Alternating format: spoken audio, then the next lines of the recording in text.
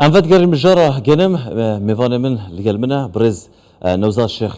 كامل بريفه بري قشتيه وزارة بازرگانية لأوفيس أخول قل منه دنباش از جوية كده از بيبكم كو رخنا هبون لجبال جودكارا و كود بيجن اف بري كوهاتيا دانان يعني كودي بشكي زور جبر هميوان مين تفو وزير بازرگاني جي اما جبه اكي كرك و اگر اف برا كيم تربو او دي في برايز دا تركن هوا هیچ وعدك هیچ اوكيك جي بغداي ورگرتي اگر بر كيم تربو دي زيادة تر ورگرن يان جي دي هولدن اوه كوماي جي بيتا ورگرتن سپاس سلااو لە بینەرانتان دیارە ڕێگاگادارن ئەمڕۆ یەکەمین ڕۆژی وەرگرتنی گەنمی جوتیاران بوو لە سالەکانی هەرێمی کوردستان چەند ڕۆژە پێش ئێستا بە ئامادەبوونی نوێنەی وەزارەتی کشتتوکاڵ و بازرگانی لە هەرێمی کوردستان لەگەڵ وەزارەتی کشتتوکاڵ و بازرگانی لە حکوومەتی عێراقی فیدراڵ کۆبوونەوە لیژنەی باڵاکەیان بڕیاریاندا لەو کۆبوونەوەیەدا کە بڕی 375,000 تەن گەنم بۆ کوردستان بۆ ئەم ساڵ وەربگیرێ دیارە ساڵی ڕابردوو کراوە بوو چەند گەنم هەبووە وەردەگیرا لەبەرەوەی گەنم کەم بوو لە ساڵی ڕابردوودا بەزەم ساڵ بەرهەمی جوتیاران زۆرە سواز بەخوا و بارانێکی باش باریوە بۆ تەوەقعمان دەکرد کە لە حدودی 500 تا 600,000 تەن گەنم ئەم ساڵ بۆ هەرێمی کوردستان دیاری بکرێت و بۆ بتوانن جوتیارەکانیش هەموو ئەو بەرهەمەی کە بەرهەمیان هێنا وەری بگرن بەڵام دیارە و بڕێکە بۆ ئێمە دیاری کراوە لە ئێستادا ئەمڕۆ نیگەرانی جوتیارانی لەکەوتەوە دیارە ئێمە لە پێشتر دەمانزانی کە جوتیاران نیگەرانن بۆ لە ڕێگای خۆمان و لە ڕێگای لایەنە پەیوەنددارەکان و ئەنجومەنی وەزیران جەنابی سەرۆکی حکوومەت ئاگادار کرا بۆ ئەوانی شاتنە سەر خەت و لەگەڵ وەزارەتی بازرگانی و وەزارەتی کشتتوکاڵی عێراقا لەسەر خەتن بۆ ئەوەی کە ئەو لیژنە باڵایە بەو بڕەدا بچێتەوە ئەوان بەڵێنیاندایە لە هەر لە یەکەم جاری چاو لە کۆنووسەکەشیاندا ئەویان نووسیوە کاتێک کە 375,000 تەنە گەنمەکە لە هەرێمی کوردستان وەرگیرا بە تەواوەتی ئەو کاتە ئەو لیژنەی باڵایەدا دەنیشێ بۆ وەرگرتنی بڕێکی تر لە گەنمی هەرێمی کوردستان بۆ ئەوەی سەرجەم ئەو بەرهەمانەی کە جوتیاران بەرهەمیان هێناوە لە کوردستان هەموو وەربگیرێ بەڵام دیارە جوتیارانی بەڕێز ئەمڕۆ لە هەندێک شوێن ئەترازیان هەبوو و نیگەران بوون ئێمەش ئەو نیگەرانیمان جارێکە گەیاندەوە وەزارەتی بازرگانی وەزارەتی کشتتوکاڵی عێراق و بە خۆشحاڵیەوە بەڵێنی ئەویان داوە مەبدەئیەن کە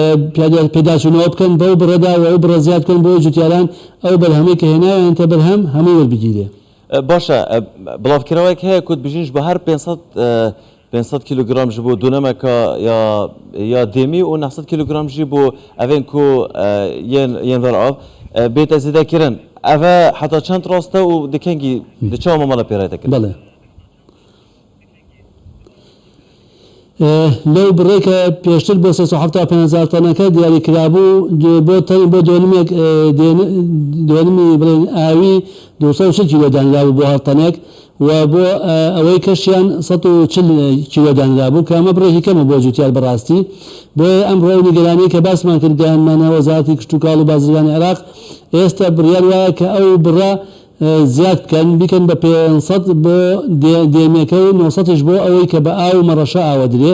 بۆی چاوەڕێ دەکەین بە ڕسمی بۆمان بێت و ئێمە ژاگاداری زراعەکان بکەین کە بۆ بڕە جوتیارەکان گەنمەکان بنێرن بۆمان بۆ ئێمە لە ساڵەکان وەری بگرین ئومێدمان زۆرە وە گەشتبینیشین کە ئەو بڕیارە بچێتە بواری جێبەجێکردنەوە باشە ئێک ژێ هەوڵێنتی ئەو بۆ کۆ تێگوتن بوونە ئەvê کۆمای کۆمپانیا بکردن چ میکانزمێک هەیە کۆ کۆمپانیایان دی بکردن یان jî di çawa mamala digel ev genimê ku mîn teve mamele pê re bête kirin